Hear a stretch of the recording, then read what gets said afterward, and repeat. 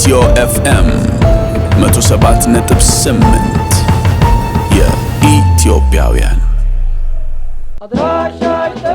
የሙዚቃ ህይወት የሳታችን አሁን ተጀምሯል። በቆይታችን እንግዲህ ስለ ሁለገቡ ሙዚቀኛ ለማ ደምሰው ጥቂት ነገሮችን እነግራችኋለሁ። ከሙዚቃውም እንገባበዛለን። ጥሩ ጊዜ። የኔው ሻምበለኝ አስታውሳለሁ መቼ ረሳለሁ እንደማገኘሽ ተስፋ አደርጋለሁ ምንም ብንራራቅ አንገናኝም የተጫወትነው ፍቅር አይረሳኝም የተሰኘው ሙዚቃው ደግሞ በብዙ የሙዚቃ አድማጮች ጆሮና ልብ ውስጥ አለ። ለማ ደምሰው ብዙዎች በጉዞ ላይ አሊያም ስራ ላይ ሆነን ይህንን ዜማ ድንገት ብንሰማው አብረን ማዜማችንም አይቀርም። ዜማው ተወዳጅ ዘመን አይሽሬ በመሆኑ የዚህ ድንቅ ስራ ባለቤት ሁለገቡ ሙዚቀኛ ለማ ደምሰው ነው። ለማ በ1932 ዓመተ ምህረት ገደማ ወሊሶ ነው የተወለደው። የመጀመሪያ ደረጃ ትምህርቱን በወሊሶ፣ ሁለተኛ ደረጃ ትምህርቱን በደብረ ብርሃን ኃይለ ማርያም ማሞ ትምህርት ቤት ነው የተማረው።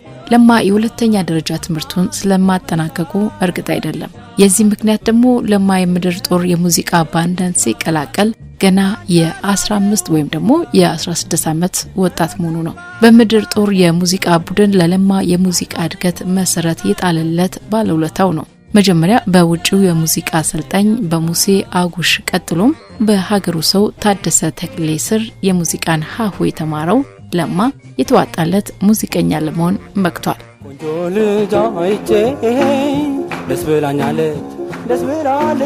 የለማ የሙዚቃ ስራዎች በዘመኑ ከነበሩ ስራዎች የዘመናዊነት ለዛ ይነበብባቸው ነበር ይባላል። ባህልነክ የሆኑ ስራዎችን ለማ የዘመናዊ ሙዚቃ ጣዕም ማላበስ ይችልበታል። በዚህ ምክንያት የለማ ስራዎች ዘመናትን አልፈው ዛሬም ድረስ ሳይደበዝዙና ለጆሮ ሳይጎረብጡ ይሰማሉ።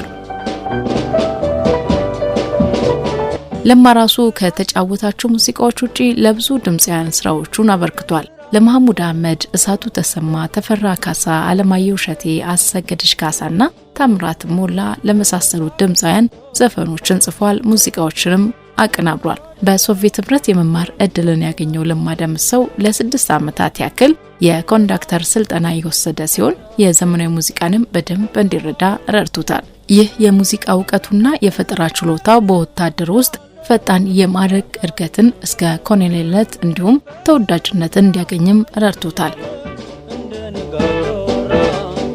ለማ ደምሰውን ጨምሮ በርካታ በወታደር ውስጥ የነበሩ ሙዚቀኞች በ1983 ዓመተ ምህረት የመንግስት ለውጥ ሲደረግ ባንድ ጀንበር ስራ አልባ እንዲሆኑ ተደርገዋል። የቀናቸው ሀገር ጥለው ሲሰደዱ አንዳንዶቹ ራሳቸውንና ቤተሰቦቻቸውን ለማኖር ወደማያውቁት ስራ ዞረዋል። ጥቂት የማይባሉት ከዛ በኋላ በነበረው ሁኔታ ሞራላቸው ክፉኛ ተነክቶ ስለነበር እስከ ህይወታቸው ልፈት የመሩት ህይወት እጅግ የሚያሳዝን ነበር። ከነዚህ መካከል የክቡር ዘበኛው የዜማ ውቅያኖስ ተዘራ ኃይለ ሚካኤል ተጠቃሽ ነው።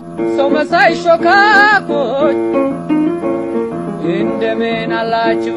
የለማ ስራዎች ከዘመናት በኋላ በልጁ ሚካኤል ለማ ደምሰው በኩል ህያው ሆነዋል ማለት ይቻላል። ሚካኤል በ2006 ዓመተ ምህረት የአባቱን 13 የተመረጡ ሙዚቃዎች የራሱን አሻራ አሳርፎባቸው በሲዲ ሲያወጣ የለማ ደምሰው ስም እንደገና በሙዚቃው መንደር ማንበብ ችሏል። ብዙዎች ወደ ኋላ በትዝታ ተጉዘው የ60ዎቹንና የ70ዎቹን ህይወት እንዲያስታውሱም ያደረገ ስራ ነበር። መልካም ሳምንት።